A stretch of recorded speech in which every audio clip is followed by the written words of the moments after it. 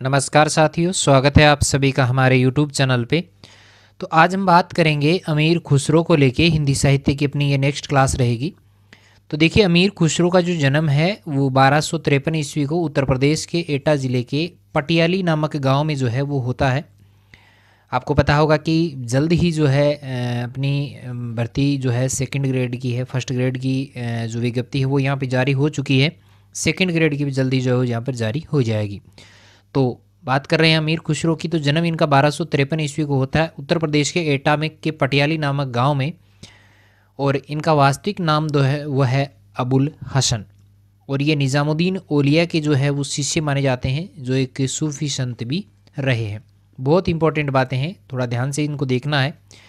और इन्होंने जो है बलबन से लेके बात करें गयासुद्दीन तुगलक तक जो है 6 प्रमुख सुल्तानों के शासन काल इन्होंने देखा है। बहुत बड़ी बात ये रहेगी अमीर खुसरो के लिए।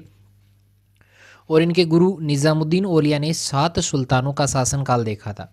देखो, 6 के साथ तो काम ही किया है मानो आप, और 7 का शासनकाल इन्होंने देखा है। इन्होंने खड़ी बोली का जो है आदि कवि भी कहा जाता है। और अमीर खुसरो प्रथम मुस्लिम ऐसे कवि थे जिन्होंने हिंदी शब्दों का जो है खुलकर प्रयोग किया था। और ये एक शायर, गायक और संगीतकार।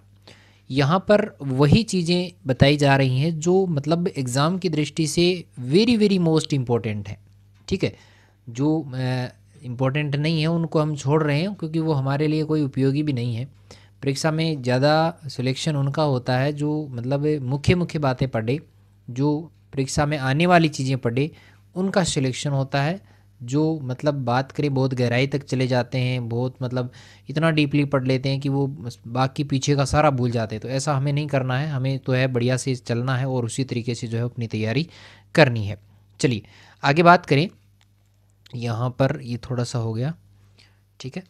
चलिए देखिएगा, इसके अलावा बात करें तो यहाँ पर जो है इनके यहाँ गज़ल की पहली पंक्ति में जो है वो फारसी और दूसरी पंक्ति में आपको ब्रज भाषा मिश्रित जो खड़ी बोली है, उन दोनों चीज़ों को हम देख सकते हैं। और इन दोनों चीज़ों का मिला जुला जो रूप होता है उसको कहा जाता है रेखता।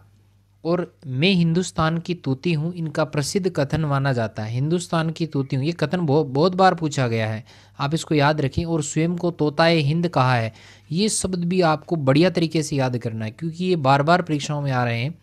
और खुसरो मनोरंजन और रसिकता के प्रमुख कवि माने जाते हैं। ये कथन से संबंधित अगर सवाल आता है तो इस तरीके से जो है यहाँ पर आंसर रहेंगे।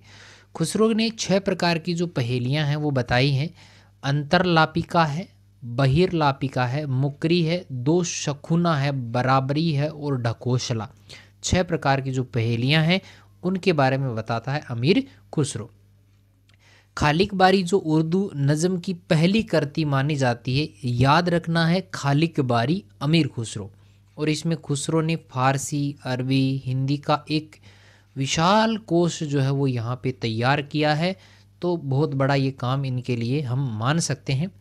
और ख़ास बात हमारे चैनल की मैं आपको बताऊं कि हमारे यहाँ पर जो है जो बड़ी बड़ी जो क्लासें हैं, यानी हम बात करें तो जैसे अपने यहाँ पर जो है बालकांड जो है वो पढ़ाया गया है, जो कि आपको पूरे यूट्यूब पे जो है वो कहीं पर भी नहीं मिलेगा। पूरा बालकांड हमारे यहाँ मिल जाएगा। 2-4 क्लासें रही हैं, वो भी कभी करवा देंगे। लेकिन पहले आप यहाँ पे हमारे चैनल पे जो प्लेलिस्ट बनी हुई है सेकंड ग्रेड के लिए बनी हुई है, वहाँ पे आप बालकांड को भी है वहाँ पर आसानी से देख सकते हैं। चलिए आगे देखें तो खुसरो के समकालीन अमीर हसन भारत का सादी कहलाता है। और प्रमुख रचनाएं रहेंगी किरान उस सादेन, मिफ्ता है उल फुतू है, खजाइनुल फुतू है, या तारीख अलाई, आशिका, नूह है सिपेहर और तुगलक नामा। ये अमीर खुसरो की प्रमुख रचनाएं रहती हैं। तुगलक नामा जो है इनकी अंतिम ऐतिहासिक मसनवी मानी जाती है, थोड़ा इम्पोर्टेंट है।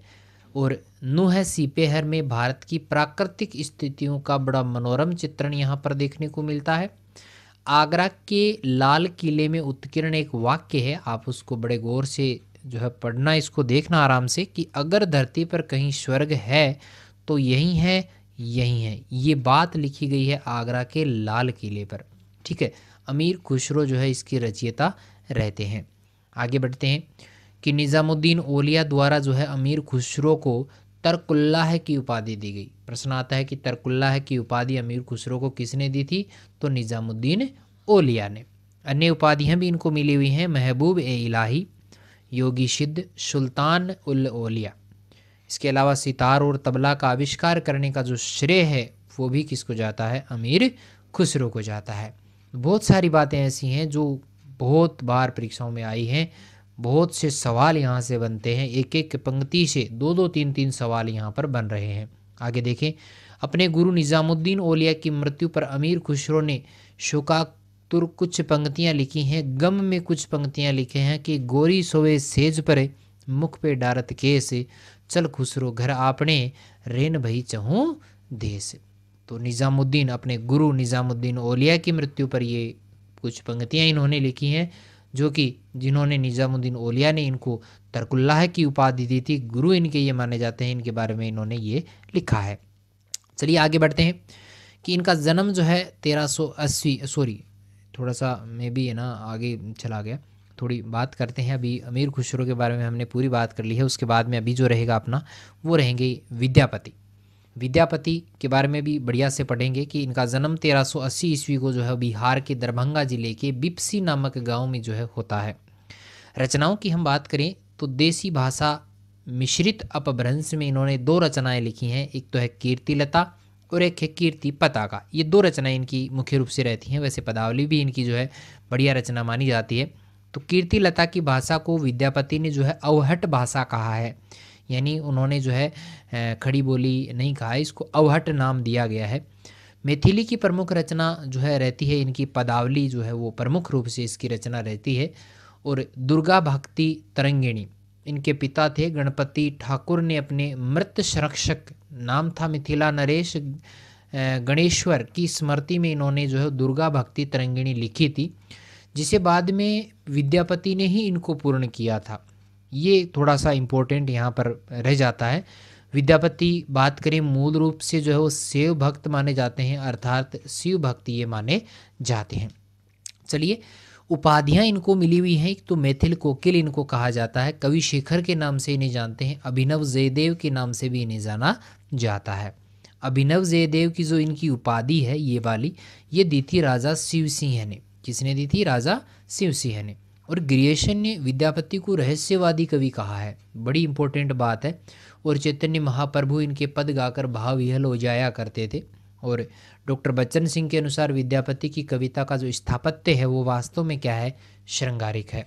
और उसे आध्यात्मिक कहना, खजुराहो के मंदिरों को आध्यात्मिक कहना होगा। तो ये तो हम थोड़ा सा, खजुराहो के मंदिरों को आध्यात्मिक हम नहीं कह सकते। तो निराला ने विद्यापति की पदावली को नागिन की मादक लहर कहा है। इंपॉर्टेंट लाइन है भाई, निराला ने, सूर्यकांत त्रिपाठी निराला की बात ये की गई है। और विद्यापति ने हिंदी में भक्ति श्रृंगार की परंपरा का जो परिवर्तन है वो भी किया है। ठीक है, याद रहेगा। कहीं कोई समस्या हो तो बेझिझक आप कमेंट करें। चलिए, तो दो लाइनें इनकी और रह गई हैं कि विद्यापति जो है वो संयोग श्रृंगार के पक्षधर हैं। संयोग का मतलब मिलन वाला श्रृंगार की बात यहाँ पर की गई है। और विद्यापति को हिंदी में गीति काव्य परंपरा का प्रवर्धन करने का जो श्रेय है वो दिया जाता है। गीति काव्य परंपरा का मुख्य जो प्रवर्धन करता है वो है विद्यापति, याद रह जाएगा। चलिए, काफ़ी कुछ आपने यहाँ पर सीखा है, काफ़ी कुछ आपको यहाँ पर याद भी हुआ होगा। फिर भी याद नहीं हुआ तो ये जो अपना वीडियो है वो आपको के यूट्यूब चैनल पे जो है वो ऑलरेडी यहाँ पे डला हुआ है, तो उसको आप जो है बार बार उसको देख सकते हैं। कोई क्लास अगर समझ में नहीं आई है, हिंदी साहित्य शुरू से लेके हम चले हैं, बीच में गैप लगता है तो उसको आप इग्नोर करें, क्योंकि थोड़ा टाइम उस हिसाब से ही जो है वो मिल पा रहा है। ठीक है, और वीडियो को जो है ज़्यादा से ज़्यादा आप शेयर ज़रूर करें, ताकि और भी जो हमारे साथी हैं वो भी इसका जो है लाभ उठा सकें। कुछ बातें और हैं जो मैं इस क्लास में तो नहीं कर पाऊँगा, नेक्स्ट क्लास में जो है हम उसकी भी बात कर लेंगे। दो कवि हमने आज पढ़े हैं, एक तो अमीर खुसरो है और एक विद्यापति हैं। चलिए, पूरा समझ में आया होगा। फिर भी कोई समस्या हो बेझिझक आप कमेंट करें, जवाब ज़रूर दिया जाएगा और आगे से जो है हेल्प भी आपकी जो है पूरी की जाएगी। तो चलिए मिलते हैं नई वीडियो के साथ में, तब तक के लिए थैंक यू।